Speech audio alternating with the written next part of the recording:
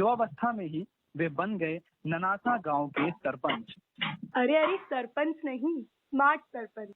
अपने परिश्रम से रोहित जी ने न सिर्फ गांव का बेहतरीन विकास किया, बल्कि 4 बार राष्ट्रीय स्तर पर मध्य प्रदेश का प्रतिनिधित्व भी किया। बाकी की बातें हम रोहित जी से ही सुनते हैं। रोहित जी, बहुत बहुत स्वागत है आपका युवावाणी कार्यक्रम में। सर बहुत धन्यवाद आपका। सर, ननासा में सर्दियां कैसी पड़ रही हैं? हाँ सर, अभी 2-3 दिन पहले तक तो ठीक ठाक थी, अभी थोड़ा सा कम हुआ है। रोहित जी, आपके प्रारंभिक जीवन के बारे में जानना चाहेंगे। बचपन कैसे गुजरा? पहले सोशल वर्क में डिग्री, फिर सिविल सर्विसेज।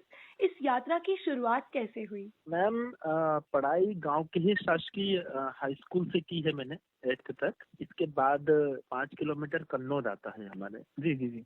वहाँ से हाई स्कूल की पढ़ाई की है। अच्छा, पहले हम गवर्नमेंट स्कूल में पढ़ाई की है, इसके बाद प्राइवेट स्कूल में पढ़ाई की है 9th और 10th के बाद इंदौर का रुख किया। इंदौर में लगभग 11th-12th से graduation, post graduation, net BJRF के साथ साथ सिविल सर्विसेज की तैयारी भी करता रहा। स्टेट सर्विस के इंटरव्यू भी दिए कई बार। जी, इंदौर में कहाँ पर आपने 11वीं-12वीं की पढ़ाई की? Indore sir, Vivekananda high school. अच्छा, मेरा एक सवाल था कि नेट JRF क्लियर करके आप किसी शासकीय कॉलेज के प्रोफेसर बन सकते थे, तो ये ग्रामीण विकास के लिए कार्य करने और सरपंच बनने का विचार कैसे आया?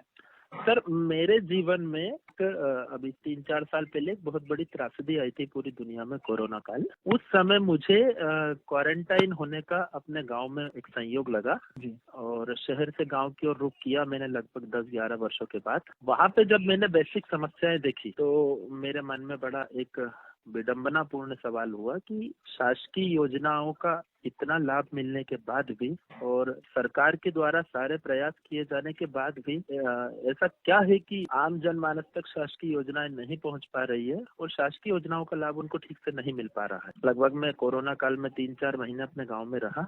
उस बीच मैंने देखा कि लोग छोटी छोटी चीजों के लिए, चाहे वह राशन कार्ड हो, आयुष्मान कार्ड हो, प्रधानमंत्री आवास हो, सफाई का मामला हो या कचरा स्टोर करना हो, छोटी छोटी बेसिक चीजों के लिए, स्वच्छ पेयजल की आपूर्ति हो, लोग छोटी छोटी मुसीबतों का सामना कर रहे थे। वहीं से मैंने ठाना कि क्यों ना ग्राम पंचायत के माध्यम से, जो कि लोकतंत्र में एक सबसे निचले पायदान की सबसे मजबूत कड़ी होती है, तो क्यों ना हम लोकतंत्र की इस महत्वपूर्ण कड़ी का उपयोग कर और राजनीति में शामिल होकर समाज विकास के लिए, समाज कल्याण के लिए कार्य करें। कुछ मुझ पे किस्मत भी मेहरबान थी, कुछ भगवान का आशीर्वाद था और कुछ गांव वालों की विशेष कृपा रही कि अल्प समय में ही मुझे गांव को नेतृत्व करने का मौका मिला। और मुझे बड़ी खुशी है कि मैं अल्प समय में, लगभग 1.5 से 1.25 वर्ष हुए हैं मुझे अभी जी, इसमें मैं लगभग बहुत सारी समस्याओं का निराकरण अपने गांव में कर पाया हूं। और आगे आने वाले समय में हमारा विजन बड़ा ही क्लियर है कि हमें गांव की भलाई के लिए क्या क्या चीजें करनी है। जी, मेरा ये सवाल था कि सरपंच बनने से पहले ननासा की स्थिति कैसी थी और आपके 1.5 साल के कार्यकाल में क्या क्या बदलाव आए, फंड्स किस तरीके से आए, इसके बारे में बताइए। मैम, मैं आपको बताना चाहता हूँ कि सबसे बड़ी नीड जो होती है वो कहीं के भी नागरिक हो, उनको होती है स्वच्छ जल की। जी बिल्कुल। मैंने देखा कि हमारे गांव में पेयजल की जो आपूर्ति है वो लगभग 30 से 40% घरों तक थी। बाकी का 60% एरिया पूरा छूटा था। सरपंच बनने के तुरंत बाद सबसे पहले 2 लाख लीटर पानी की टंकी स्वीकृत करा के मैंने 100% पेयजल की आपूर्ति अपने गांव में की है। आज हर घर में नल है और हर घर में जल है। अरे वाह, बहुत बढ़िया जी। दूसरा जो हमने एक बड़ा महत्वपूर्ण कार्य किया है कि जल के बाद सबसे जरूरी चीज जो होती है वो होता है भोजन। आज सरकार के द्वारा भारत वर्ष में लगभग 80 करोड़ लोगों को, 70% आबादी को 1 रुपए 2 किलो की दर से सोसाइटियों के माध्यम से अनाज की आपूर्ति, गेहूं, चावल, शक्कर की आपूर्ति सरकार द्वारा कराई जा रही थी। मगर गांव की लगभग 60% आबादी छूटी हुई थी, जिनके राशन कार्ड नहीं बन पाए थे, जिनकी खाद्यता पर्ची जनरेट नहीं हुई थी। आने के 4 महीने के अंदर हमने लगभग 25 से 26% जनसंख्या को खाद्यता पर्ची से कवर कर उनके अनाज की पूर्ति के लिए महत्वपूर्ण कदम जुटाए। आज लगभग हर घर में खाद्यता पर्ची के माध्यम से अनाज सोसाइटी पंचायतियों के माध्यम से उनको उपलब्ध होता है। इसी प्रकार एक शासन की सबसे महत्वपूर्ण योजना है स्वास्थ्य को लेके आयुष्मान कार्ड। हमने देखा है कि गरीब के घर में 5 लाख रुपए तो क्या मैडम, समय आने पे 500 रुपए भी नहीं मिलते। हमने लगभग अपने 1.5 वर्ष के शासनकाल में 2800 आयुष्मान कार्ड जनरेट किए हैं। अरे वाह। उन 2800 आयुष्मान कार्ड से आज ग्रामीण नागरिकों का बेहतर तरीके से 5 लाख प्रति वर्ष के हिसाब से स्वास्थ्य के क्षेत्र में इलाज हो सकता है। मैंने आने के बाद स्वच्छता पे विशेष ध्यान दिया। ग्रामीण परिवेश में क्या होता है कि बैंकिंग सुविधाओं का अभाव होता है। आजकल शासन की चाहे कोई सी भी योजना हो, उसका लाभ सीधे हितग्राही के खाते में ही मिलता है, उसके अकाउंट में ही। हमने गांव में एक बैंकिंग सुविधा शुरू की, बैंक ऑफ इंडिया का CSC सेंटर शुरू किया, कॉमन सर्विस सेंटर। उसके माध्यम से आज ननासा गांव की लगभग 97% महिलाओं के बैंक अकाउंट ओपन हमने खुद जाके कराए। अच्छा। तो लगभग बैंक अकाउंट के मामले में पूरा गांव आत्मनिर्भर हुआ। इसी प्रकार आयुष्मान आरोग्यम हॉस्पिटल के माध्यम से स्वास्थ्य सुविधाएं गांव वालों को मिल रही है। स्मार्ट गौशाला का संचालन किया, जिससे गोवंश जो है उसको हम सुविधा दे सके, रोड से उसको हटा सके। इसी तरह हमने शासकीय हाई स्कूल हो चाहे हमारे गांव की आंगनबाड़ियां हो, उनको स्मार्ट बनाने के लिए वहां पर स्मार्ट टीवी बोर्ड लगाए, ड्राइंग के माध्यम से शिक्षा पद्धति शुरू की। इस तरह से समाज का चाहे कोई सा भी क्षेत्र हो, सभी में हमने लगभग एक साथ काम किया है। इसका परिणाम ये रहा कि 1 या 1.5 साल के कार्यकाल में आज लगभग ग्रामीण जनों में भी एक संतुष्टि का माहौल है और मेरे अंदर भी एक संतुष्टि है दिल में कि मैंने जो स्टेप लिया था सिविल सर्विसेज तैयारी को छोड़कर और एक बेहतर ब्राइट फ्यूचर को छोड़कर शासकीय सेवा का, वो निर्णय कहीं ना कहीं ठीक है।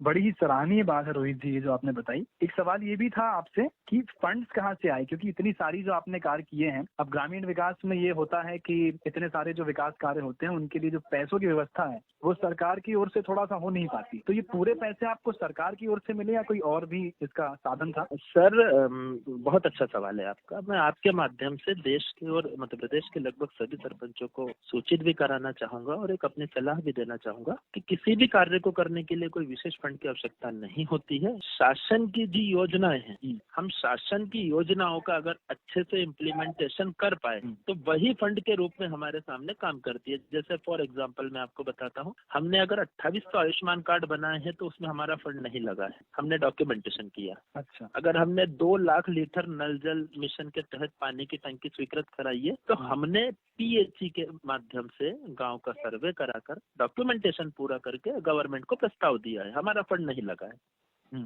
चाहे हमने राशन कार्ड बनाए हो, चाहे स्कूल में यूनिसेफ के माध्यम से स्मार्ट टीवी लगाई हो, आंगनबाड़ियों को छोटे छोटे NGO के माध्यम से स्मार्ट बनाया हो, तो हमारा फंड जो है वो सरकार जो राशि डालती है हम उसका तो उपयोग करते ही है, पर और भी बहुत सारे माध्यम है, चाहे यूनिसेफ हो, छोटे छोटे NGO हो, सोशल वेलफेयर सोसाइटियां हो, आसपास के बड़े उद्योगपति हो या जन भागीदारी हो, जन भागीदारी से भी हमने बहुत कार्य की है।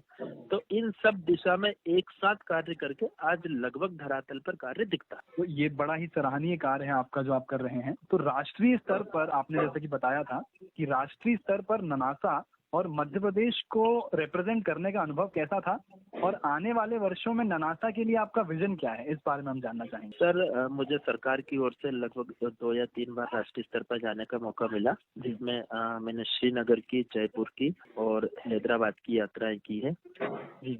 तो जब हम अपने स्टेट में जाते हैं तो हम अलग अलग डिस्ट्रिक्ट से जाते हैं, मगर जब हम देश में अपने स्टेट का नाम प्रेजेंट करते हैं तो हम अलग अलग राज्यों से जाते हैं। जब हम अलग अलग राज्यों से जाते हैं, अलग अलग राज्यों के लोगों से मिलते हैं, तो हमें उनकी भी बहुत अच्छी चीजें सीखने को मिलती है। अपने राज्य की जब हम चीजें दूसरे राज्य के लोगों के सामने रखते हैं, राष्ट्रीय स्तर पर रखते हैं, तो एक बड़ा ही रोमांचकारी पल होता है सर, वो उसको शब्दों में बयान नहीं कर पाऊंगा। रही बात ननासा का आने वाला जो विजन, फ्यूचर की प्लानिंग है मेरी, आने वाला विजन है, तो उसमें 3 सबसे महत्वपूर्ण चीजें मैंने सोची है। सफाई के मामले में पूरे गांव को ड्रेनेज सिस्टम से जोड़ना, पूरे गांव को ड्रेनेज सिस्टम से जोड़ना चाहता हूँ। दूसरा, ऊर्जा के क्षेत्र में गांव को आत्मनिर्भर बनाने के लिए मैंने एक कंपनी से कॉन्ट्रैक्ट भी किया है सब्सिडी के माध्यम से। सौर ऊर्जा के क्षेत्र में मैं गांव को आत्मनिर्भर बनाना चाहता हूँ, सोलर प्लेट के माध्यम से, ताकि हम एक ऊर्जा का सब स्टेशन बनाकर अपने गांव की ऊर्जा गांव में ही सेव करें। और गांव में ही खपत करें। तो एक बहुत बड़ा हिस्सा जो है, जो ऊर्जा खपत के रूप में ऊर्जा का भी गांव में खपत होता है और बिल के माध्यम से पैसों का भी गांव से एक बहुत बड़ा भाग बिजली विभाग को जाता है। बिल्कुल। तो सर, बिजली ऊर्जा के माध्यम में सोलर पैनल की प्लेट्स लगा के गांव को आत्मनिर्भर बनाना और छोटी छोटी लाइब्रेरियाँ, हाँ बिल्कुल बिल्कुल, छोटी छोटी लाइब्रेरियाँ ओपन करना, जिससे छोटी छोटी बच्चियों को और बालकों को पढ़ने के लिए एक माहौल मिल सके।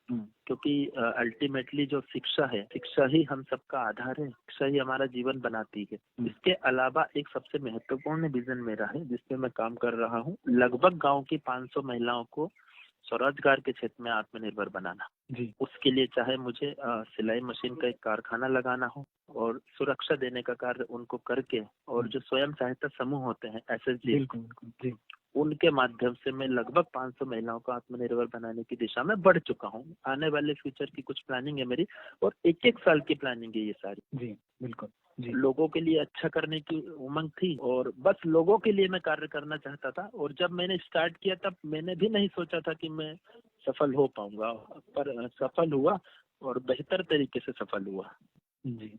जितनी भी हमने आपकी बातें सुनी तो उससे हमें एक बात मालूम हुई कि आपकी जो यात्रा है वो बड़ी ही प्रेरणादायक रही है। हमें आशा है कि आप ऐसे ही उन्नति के पथ पर अग्रसर रहेंगे। अंतिम सवाल मेरा ये रहेगा कि हमारे युवा साथियों को आप क्या सीख देना चाहेंगे? सर, प्रत्येक युवा साथी से मेरा यही कहना है, चाहे वो दुनिया के किसी भी कोने में हो, देश के किसी भी कोने में हो या राज्य के किसी भी कोने में हो, कि अपना एक लक्ष्य निर्धारित करें। स्वामी विवेकानंद जी का एक बड़ा ही फेमस कोटेशन है, उठो जागो और तब तक ना रुको जब तक हमें लक्ष्य की प्राप्ति ना हो जाए। बिल्कुल बिल्कुल। मेहनत ही सफलता का सूत्र है। बगैर मेहनत के कुछ भी नहीं मिलना है। सफलता का शॉर्टकट कुछ भी नहीं होता है। और शिक्षा सफलता पाने का एक सबसे बड़ा माध्यम है। तो मैं बस युवा साथियों से यही कहना चाहता हूँ, शिक्षित बनो, जागो, अपना लक्ष्य निर्धारित करो और उस तरफ निकल पड़ो। मंजिल को मिलने से कोई नहीं रोक पाए। तो देखा दोस्तों, अगर देवास जिले के छोटे से गांव के रोहित तिवारी कर सकते हैं, अपने गांव का विकास कर हजारों लोगों की जिंदगी बदल सकते हैं, तो आप भी कर सकते हैं। तो अपना लक्ष्य निर्धारित कीजिए और आप भी लिखिए अपनी सफलता की कहानी। रोहित जी, आपसे बात करके बड़ी ही खुशी हुई। उनसे बात करने के लिए बहुत बहुत धन्यवाद। अंत में मैं मुझे भी आपसे बात करके बहुत खुशी हुई और आपका बहुत धन्यवाद। अंत में आप अपना कोई ऐसा पसंदीदा गीत बताना चाहेंगे जो आज आप युवाणी की ओर से सुनना चाहेंगे? रुक जाना नहीं तू कभी हार के। तो लीजिए, आपकी गीत की फरमाइश हम पूरी कर देते हैं।